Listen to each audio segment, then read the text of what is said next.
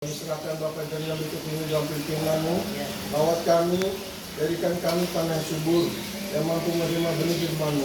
Kami serahkan janji berikut ini hanya di dalam nama Tuhan Yesus.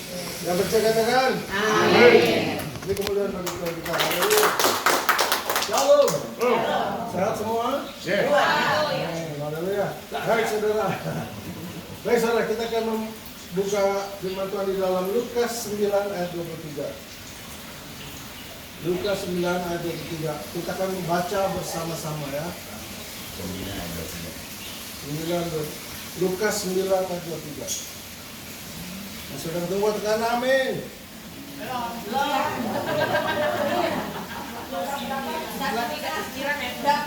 Lukas 9 ayat 23. Lukas 9. Amin. Sudah temu? Amin. Kita baca 2, 3. Katanya kepada mereka semua, Setiap orang yang mau mengikut aku, ia harus menyangkal dirinya, memikul salibnya setiap hari, dan mengikut aku. Wah, baik saudara, kita telah membacanya firman Tuhan di dalam Lukas 9 ayat 23, saudara. Di sini, lalu ia berkata pada mereka semua, setiap orang yang mau mengikut aku, ia harus menyangkal dirinya, memikul salibnya setiap hari, dan mengikut aku. Jadi Tuhan bilang, wah, kita dipanggil Tuhan menjadi pengikut Tuhan. Amin saudara. Menjadi muridnya saudara ya. Menjadi murid Yesus. Hari ini kita akan mempelajari mengapa sih kita harus memikul salib Yesus. Ada tugas saudara yang Tuhan berikan kepada setiap muridnya, yaitu pikul salib saudara ya. Pikul salibnya. Ya, yang kau dari pikul salib. Hari ini kita akan belajar. Yang pertama, kenapa sih Tuhan kita suruh pikul salib? Ya, kenapa kita harus pikul salib? Di sini kita belajar calling to become a disciple. Dipanggil kita untuk menjadi muridnya saudara ya. Amin saudara. Kita dipanggil menjadi murid yang sejati. Yesus tidak menutup-nutupi saudara harga mengikut Yesus. Jadi ada harga tuh mengikut Yesus. Amin saudara. Ya, Yesus tidak pernah bohong, tidak pernah berpura-pura. Seringkali kita itu penuh banyak sandiwara saudara ya, berpura-pura. Tapi Yesus tegas, jelas ya. Dia tidak pernah berkata, ikutlah aku, maka hidupmu akan mudah, akan baik-baik saja. Tidak begitu saudara ya, amin. Tidak begitu saudara. Sebaliknya dia berkata, sangkal dirimu, pikulah salibmu, dan ikutlah aku. Wow, luar biasa saudara. Itu jelas, tegas saudara ya. Jadi mengikut Yesus bukan kita semuanya serba baik, serba ada, serba damai. Aduh, aduh. Bisa juga masalah datang, amin. Masalah bisa datang. Jadi salib bukanlah simbol penghiburan, tetapi simbol pengorbanan. Ya, salib itu simbol pengorbanan, saudara ya. Dan hal itu nyata sampai hari ini. Kenapa sampai hari ini, saudara? Maaf ya.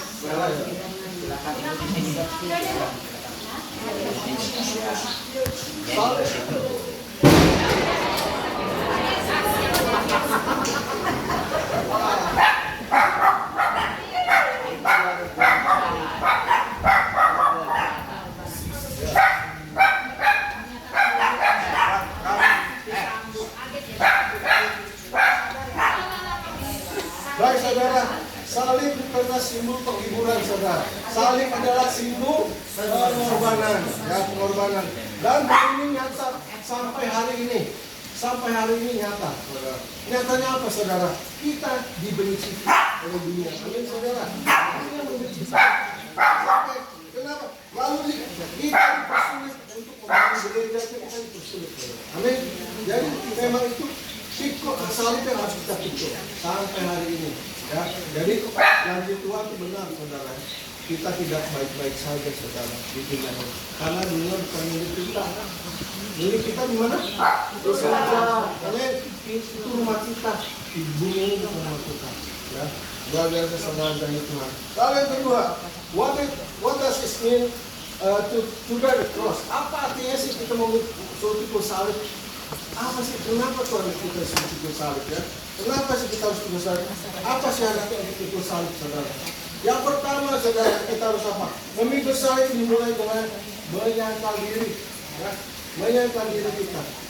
Mungkin yang tadinya pikir saya hebat, Ya, gua hebat nih. Ya, gua punya kedudukan, punya jabatan, gua kaya raya. Tuhan bilang apa? Sangkal diri, ikut saya, ikut aku. Jadi saudara, mengikut Tuhan tuh kadang-kadang bagaimana ya? Secara manusiawi kita sulit juga ya. Ya, sulit juga. Kok kita hartanya banyak coba gimana? Kok jabatan kita tinggi gimana coba? Hah? Kita jadi pejabat bagaimana saudara? Kita punya kader di besar. Jadi artinya apa saudara?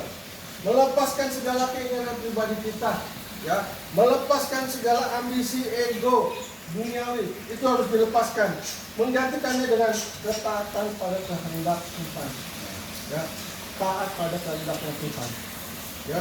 Hari ini bukan sekedar menahan diri dari dosa saudara, ya, tapi hidup dengan tujuan untuk apa? Menyenangkan hati Tuhan, ya, amin. Dan yang terakhir itu kita mau menyenangkan hatinya Tuhan, ya. Karena kita sudah ditebus dari dosa kita, hidup kita bukan di diri kita lagi, amin. Ada lagunya kan? Adakah hidupku ini bukannya aku lagi, melainkan Kristus yang hidup. Luar biasa. Ikan Jangan ya. Lalu teman, memikul salib bersedia menderita demi Kristus, saudara. Memikul salib menderita demi Yesus Kristus. Salib dalam konteks zaman Yesus, saudara, adalah alat eksekusi dan penderitaan. Itu Yesus memikul salib nggak saudara? Kita sudah lihat ya di dalam The Passion. Begitu menderitanya Yesus memikul salib. Disuruh video, saya aja nggak pernah bikin video, saya nggak tahu. Kita pun harus memikul salib kita. Setiap kita ada salibnya, saudara. Amin. Amin. Ya? Setiap kita harus memikul salib.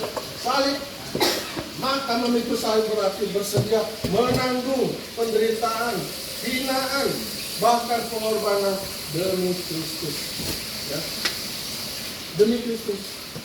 Kayak tadi, saudara, Pak Agus, kita baca kan, semua baca. Yang nggak bisa datang, kalau yang jemput, pengorbanan nggak? Pengorbanan. Itu kata, tuliskan mau jemput, tuliskan, tapi dijauhan gitu. Ya, jadi itu salah satu pengorbanan. Amin, saudara ya. Jadi maka memikul salib berarti bersedia menanggung penderitaan, hinaan. Sering kali kita juga baca saudara. Kalau kita lihat itu di YouTube, bilang Bible-nya orang Kristen itu palsu secara daging saudara. Itu dijawab aja, semua orang kurang ajar itu enak aja dibilang Bible itu palsu gitu. Dia nggak tahu pengorbanan itu seperti apa. Untuk dia juga sebenarnya, untuk seluruh manusia, amin. Bukan buat orang Kristen doang, saudara. Ditawarkan untuk seluruh manusia di dunia ini. Tapi ada yang tidak mau terima, ya. Itu salib kita juga, saudara. Amin. Itu salib kita. Kenapa? Kita harus juga menjadi pemberita Injil untuk orang-orang seperti itu, saudara. Ya, kita juga dipakai Tuhan diberi salib untuk menjadi pemberita Injil. Bahaya nggak kira-kira, saudara? Kita memberitakan Injil. Kadang-kadang bahaya, saudara. Taruhannya nyawa ya, nyawa. Ini banyak tuh murid-murid Yesus. Semuanya mati, saudara. Ya, ada yang matinya dikulitin, ada yang matinya digoreng, saudara. Ada yang ditombak. Wah, yang lebih banget. Itu. Jadi, itu salibnya. Kita mau ikut Yesus, bukannya jangan menganggap, wih hebat ya dia dipakai Tuhan. Ingat, kita punya tanggung jawab yang besar. Amin. Jangan pikir orang diri bimbang, oh hebat. Dia punya tanggung jawab yang besar. Amin. Haleluya. Jadi maka itu saya berarti bersedia menanggung penderitaan, termasuk kesulitan karena iman, ditolak oleh dunia atau mengalami kerugian karena setia kepada Yesus. Kadang-kadang begini loh, ada orang mau ke gereja aja, saudara, pergumulan, ya, punya duit cuma berapa duit kantong saudara, dia pengen ibadah, cuma buat ongkos aja nggak cukup, saudara. Ya, karena kan buat ongkos dia nggak cukup saudara. Tapi di hatinya rindu mau ibadah. Ya, itu pergumulan luar biasa juga. Mengikuti Yesus juga mudah, nggak gampang. Kadang-kadang kita dicaci maki orang, dihina. Pernah saya bilang gini sama saudara saya, ke gereja dong, ajak keluarga. Gitu. Lu mah dibegoin pendeta, pendeta punya duit, tau nggak? Oh gitu. Ya udah, kita dimaki-maki lah, diapain? Untung juga sampai dibudain saudara, ya nggak? Ya, kita nih istilahnya baru berita Injil di sini mah, aduh maksudnya pengen juga saudara ya. Berita itu masih di kota gitu. Kalau yang di daerah-daerah coba, yang di kampung mau makannya susah, ya lah berita tuh pernah mengalami mungkin di kampungnya lah. Susah saudara. Ya itulah mengikut Yesus bukannya soal berkelima. Ya. Lalu yang keempat, mengikuti jalan, mengikuti Yesus, mengikuti salib Yesus dan mengikuti jalan salib Yesus. Ya, memikul salib adalah mengikuti gaya hidup seperti Kristus. Saudara, ketika Yesus difitnah, dianiaya, dinyatakan dia bersalah, saudara. Sebenarnya hati itu dalam manusia nggak terima, ya nggak? Ketika dibawa ke Pontius Pilatus, Pilatus sudah bilang, aku tidak menemukan kesalahannya. Aku tidak menemukan kesalahannya pada diri orang ini. Tapi rakyat bilang, salibkan dia. Yesus nggak ngalah, saudara. Ya. Jadi kita di sini mendapat gambaran bahwa kita harus mengikuti jejaknya Yesus. Ya. Tidak ada seperti yang saya baca, seperti domba dibawa ke pembantaian. Domba yang terus, saudara, dibawa ke pembantaian. Itu Yesus. Yesus mencontohkan kepada kita semua ketika ada ketidakadilan, ketika kita disakiti orang, tidak ada alasan untuk membalas, saudara ya. Tidak ada alasan. Lihat Yesus sampai dia mati di kayu salib, dia bawa salibnya itu, saudara. Dia sampai berapa kali jatuh, dia tidak berdosa. Dia tidak ada satu kata pun menghujat, ya, menyangkal, tidak, saudara. Dia jalani, dia bertanggung jawab. Luar biasa, saudara, luar biasa. Ya, memikul salib adalah menghidupi gaya hidup Kristus, yaitu mengasihi musuh kita. Berat, saudara, berat. Saya di gereja, jujur, saya ada satu gereja kemarin juga ke gereja pagi, ketemu juga sama orang yang istilahnya sana. Tapi saya secara manusia memang hati saya itu kayaknya nggak ada damai sejahtera. Tapi Tuhan kita Tuhan, saya mau ada damai dari Tuhan. Saya tidak mau mengingat-ingat lagi Tuhan. Saya salamin orang itu. Saya disambut. Saya salamin saudara. Ya, karena saya ingat Yesus, saudara. Yesus luar biasa, mengampuni saya. Amin. Luar biasa, saudara. Ya, Yesus mengampuni yang bersalah, melayani orang yang rendah. Dia tidak memandang orang kaya atau miskin, saudara. Amin. Ya, di dalam Galatia 2:20 dikatakan, namun aku hidup, tetapi bukan aku sendiri yang hidup, melainkan Kristus yang hidup di dalam aku. Dan hidupku yang kuhidupi sekarang di dalam daging ini adalah hidup oleh iman dalam anak Allah yang telah mengasihi aku dan menyerahkan dirinya untuk aku. Wah, luar biasa nggak? Kalau katakan aku telah disalibkan dengan Kristus, kita telah ditembus, saudara. Ya, kita artinya apa, saudara? Kita telah disalibkan bersama Yesus. Namun aku hidup, ya, tapi bukan aku sendiri lagi, saudara. Ya, hidup kita bukan kita lagi, saudara. Kita sudah ditembus dengan darah yang mahal. Amin. Hidup kita bukan kita lagi, melainkan Kristus hidup di dalam kita. Ingat itu, saudara. Ingat, apapun yang menimpa kita, mau itu baik atau buruk, ingat, saudara. Kasih Tuhan lebih besar dari kasih kita. Amin, saudara. Kasih Tuhan lebih besar. Lalu di dalam Lukas 9 ayat 23 dikatakan,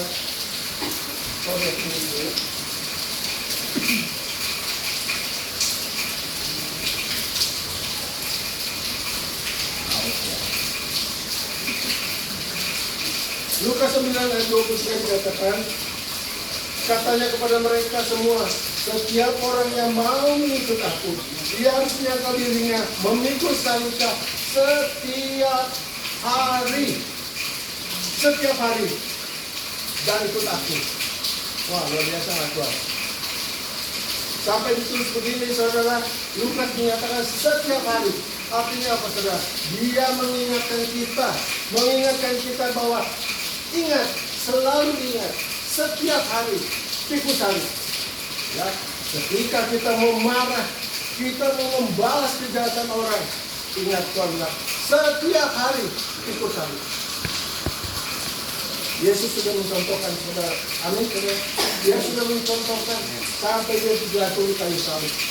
Haleluya, haleluya. Terima kasih Tuhan. Lukas menekankan setiap hari. Saya baca ini, ya Tuhan.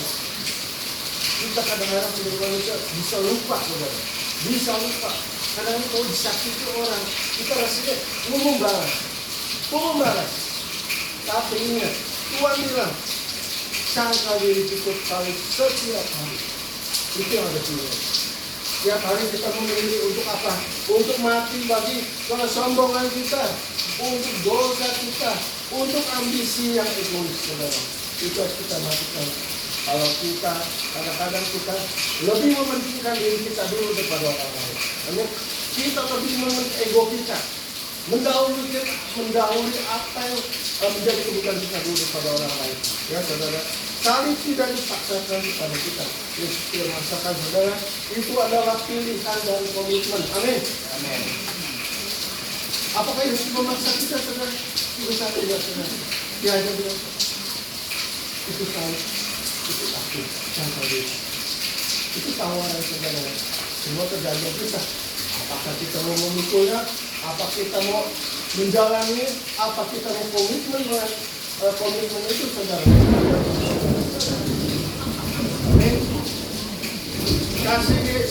Kasih kepada Yesus memotivasi kita untuk berkata apa? Tuhan, aku akan memikul salib itu untuk Tuhan. Amin. Siapa kita katakan, Tuhan Yesus, saya bersedia memikul salib itu setiap hari untuk Tuhan.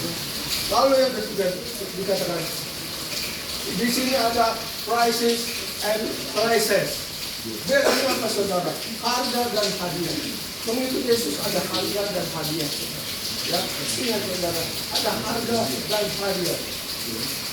Pricesnya, harganya yaitu apa? Harga yang harus dibayar apa, saudara? Di Lukas 14 ayat 21 dikatakan, barang siapa tidak mengikut salibnya dan mengikut aku, dia tidak dapat menjadi muridku. Ya, jadi Tuhan katakan kalau orang tidak mau memikul salibnya, tidak bisa menjadi muridku. Ya, jadi kalau kita masih mempertahankan ego kita, mempertahankan manusia lama kita, nggak bisa jadi murid Yesus. Amin, saudara.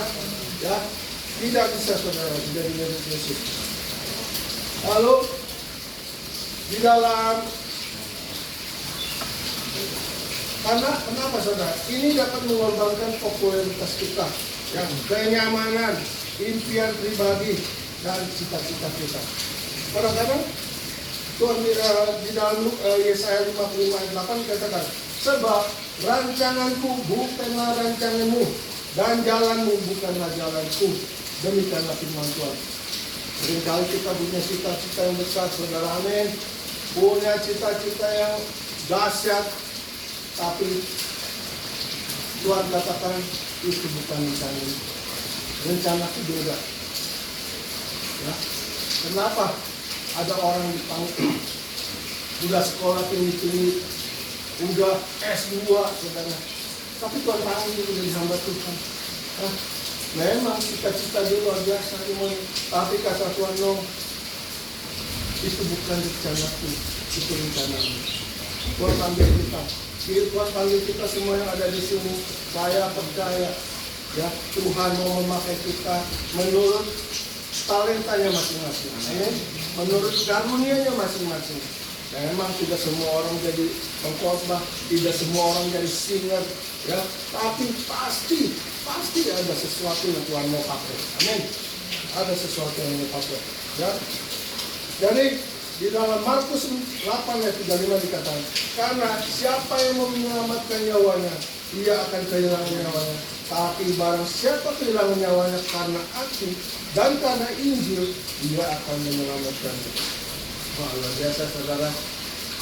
Itu Yesus memang berat, saudara. Dia memang berat. Itu harga yang harus dibayar. Itu harga yang harus dibayar. Salib, kadang-kadang dikatakan bahwa ada di dalam salib memang ada kesusahan, kesulitan. Tapi di dalam salib itu juga ada hadiahnya, saudara, ya. Ada hadiahnya. Di dalam salib dikatakan bahwa ketika Tuhan panggil satu hari nanti, kita bilang apa? Tuhan, aku sudah menyelesaikan panggilan iman itu. Amin. Saya sudah mencapai garis finish, Tuhan. Ya.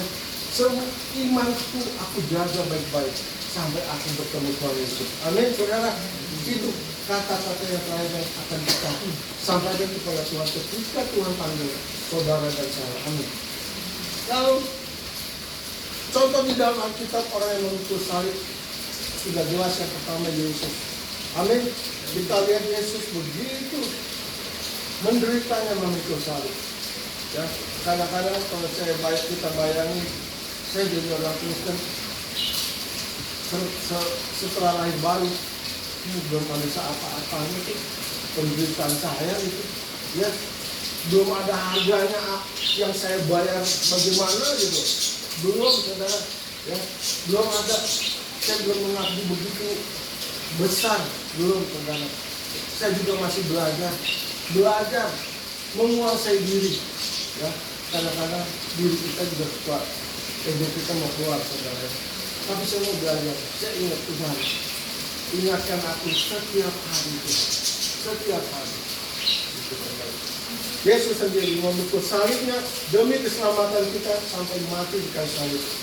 Dia memanggil kita untuk berjalan di jalannya, saudara. Lalu siapa lagi, saudara? Orang yang memikul salib banyak sebenarnya, saudara. Saya ambil beberapa contoh. Paulus, saudara. Paulus menghadapi penganiayaan, penjara, ya, penolakan. Namun Paulus berkata, segala sesuatu ku anggap rugi. Karena apa? Karena pengenalan akan Kristus yang lebih mulia daripada semuanya itu. Jadi kalau kita belum mengenal Yesus, saudara, apa yang kita dapat ini kayak mana, saudara? Ya, tidak berarti, saudara. Tapi kalau kita dapat Yesus, kita katakan dapat Yesus, dapat semua. Amin, saudara. Dapat Yesus, dapat semua. Beri kemuliaan bagi Tuhan kita. Haleluya. Terima kasih Tuhan, terima kasih. Jadi Paulus menganggap rugi semua setelah dia mengenal Yesus.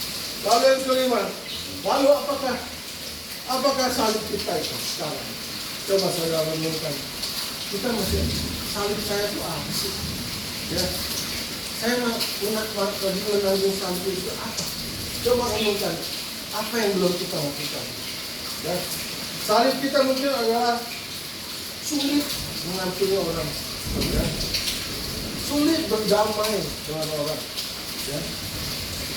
Bahkan sulit mengampuni anak sendiri, saudara. Ada, saudara, orang yang tidak bisa mengampuni anaknya, mengampuni orang tuanya, saudara. Ada, saudara, ya, menaati Tuhan saat sakit, saat keadaan sulit, bisa nggak? Kita selalu megang firman Tuhan, kita taat sama Tuhan. Saya nggak mau korupsi, Tuhan. Saya mau hidup benar. Saya nggak mau nolong lagi, Tuhan. Saya tidak mau bohong lagi, Tuhan. Nah, itu saudara.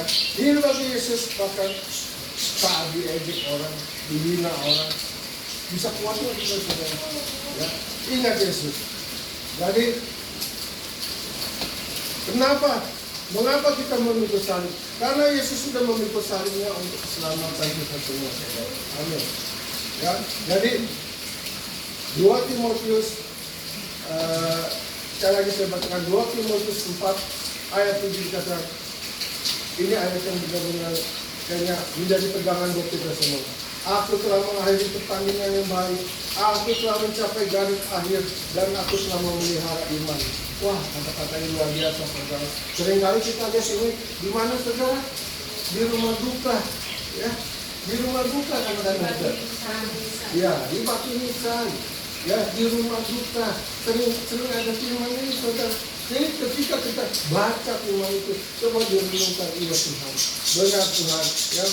Aku akan mengakhiri pertandingan iman ini sampai finish, sampai garis finish. Amin, saudara. Mari kita ikut salib kita saudara bersama-sama. Kita percaya Tuhan Yesus ada kekuatan kita. Amin. Ini kemudian bagi Tuhan kita. Demikian firman Tuhan. Pertanyaannya adalah pertanyaan mungkin ada kesulitan apa sih yang kita